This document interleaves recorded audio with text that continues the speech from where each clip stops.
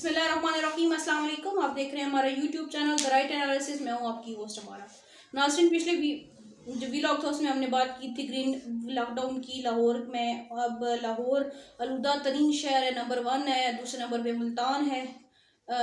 स्कूलों के अंदर तो छुट्टियां दे दी गई हैं, ऑनलाइन क्लासेस स्टार्ट कर दी गई हैं। लाहौर हाई कोर्ट ने भी कह दिया कि वर्क फ्रॉम होम कर दें, अब वर्क फ्रॉम होम की फैसिलिटी स्टार्ट कर दें।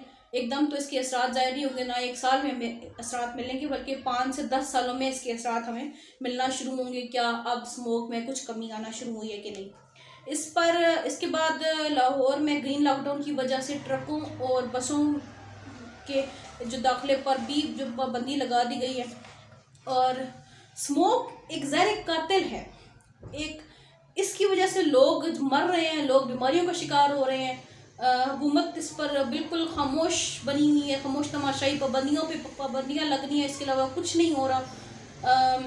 एक सांस जो इस मुल्क में मुफ्त था वो भी, उस पर भी अब वो भी ठीक नहीं रहा। हर चीज़ पर टैक्स है, खाने पर टैक्स, पीने पर टैक्स, साफ पानी पर टैक्स, हर चीज़ पर टैक्स लग चुका है। एक जो सांस थी वो भी मुफ्त थी, उस पर भी इस हुकूमत का बस चले तो वो भी जो है ना टैक्स लगा दे। सूबे की वज़ीर आला मरीम नवाज साहिबा, जिनको इस वक्त सूबे में होना चाहिए था, वो इस वक्त सूबे में क्या मुल्क में ही नहीं है, वो इस टाइम लंदन में है। जिनको इस टाइम पे सूबे में होना चाहिए था, कमेटियाँ बनानी चाहिए थी, एटलीस्ट इस पे जो इनको यहाँ मौजूद होना चाहिए था और इसकी बाकायदा खुद इसकी मॉनिटरिंग करनी चाहिए थी। अब वो नहीं है, अब क्या किया जाए। दूसरी तरफ सुबह के वक्त, आज सुबह शेखुपुरा में हिरन मीनार इंटरचेंज पर हादसा हो गया है। हादसा भी ऐसे हुआ कि स्मोक की वजह से जो मुतअद्दिद जो गाड़ियाँ हैं वो आपस में टकरा गई हैं, जिसकी वजह से 5 लोग जो हैं वो ज़ख्मी हुए हैं और कुछ लोग जो है ना उनकी हलाकत की भी इत्तला मौजूद है। इस तरह के हालात आए दिन होंगे। इसी वजह से जो लाहौर हाई कोर्ट ने भी ये कहा है कि एकदम तो असरात इसके ज़ाहिर तो नहीं होंगे, लेकिन कुछ टाइम लगेगा। अब हमें ये करना है कि हमें दरख्त लगाने हैं, हमें अपने माहौल को साफ करने के लिए दरख्त लगाने हैं। हुकूमत तो यहाँ पे कुछ नहीं करेगी, लेकिन हमें दरख्त लगाने पड़ेंगे, हमें कुछ ना कुछ यहाँ पे करना पड़ेगा। अपने लिए नहीं तो अपने आने वाली नस्लों के लिए इस टाइम हमें सोचना पड़ेगा।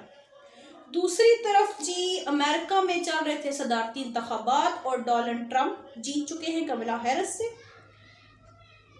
डोनाल्ड ट्रंप जीत गए हैं, दूसरी बार इलेक्ट हो गए हैं। डोनाल्ड ट्रंप वाहिद अमरीकी और पहले सदर हैं जिनका एक क्रिमिनल रिकॉर्ड मौजूद था, इसके बावजूद वो सदर बने हैं। एक मज़े की बात जहाँ पे ये आई है कि जब से डोनाल्ड ट्रंप सदर बने हैं तब से उनके असासों में इजाफा हो चुका है। 2 खरब 77 अरब रुपयों का इजाफा हुआ है। जिसे कहते हैं ना कि जो किस्मत की देवी उन पर मेहरबान हो चुकी है। अगर बात की जाए तो डोनाल्ड ट्रंप वो वाहिद सदर हैं जिन्होंने अब तक 2 फीमेल कैंडिडेट्स को हराया है। एक थी जी हैरी क्लिंटन, और अब कमला हैरिस जो हैं वो फीमेल कैंडिडेट थी।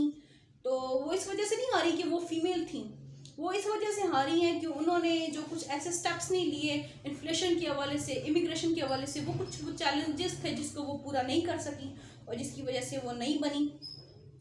अब मज़ीद आने वाले दिनों में हम इसको मज़ीद डिस्कस करेंगे कि इन सदारती इंतखाबात का पाकिस्तान की सियासत का, दुनिया की सियासत पर इसका क्या असर पड़ेगा, और ख़ास करके अमेरिका की सियासत पर हम जैसे छोटे मुल्क जो है पाकिस्तान जैसे मुल्क, उन पर क्या असर पड़ता है। वो हम आने वाले जो दिन है उस पर हम इसकी बात करेंगे।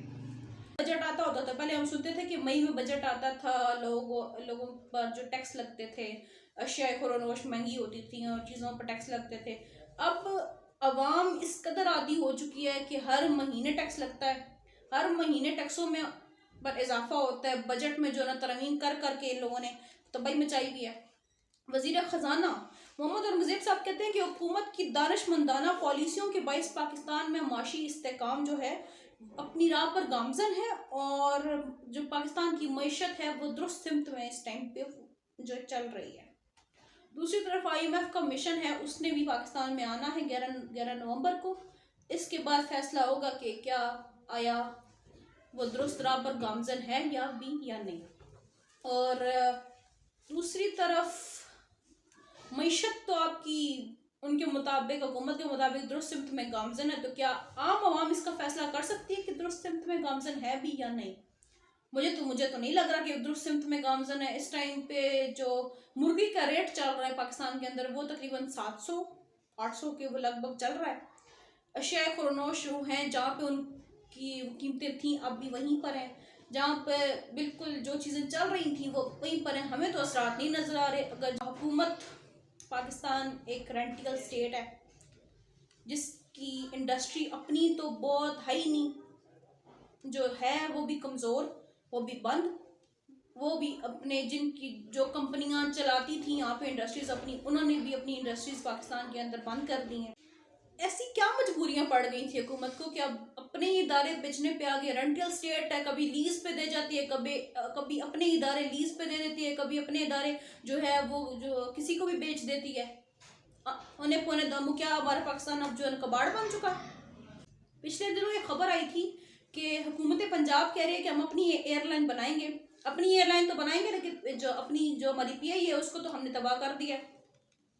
चाहे आपने किया है, जिसने भी किया है, कर तो दिया ना। अपने मुल्क का इदारा था, हमने तबाह कर दिया। हमने अपनी जिम्मेदारियां नहीं संभाली, हमारी हुकूमतें अपनी जिम्मेदारियां नहीं संभालती। हुकूमतें हमेशा पिछली हुकूमतों पर इल्ज़ाम लगा के वो कह देती है कि भाई पिछली हुकूमत थी वो कर गई है, हमारा इसमें कोई कसूर नहीं, हम तो जी दूध के धुले हैं, आप दूध के धुले हैं।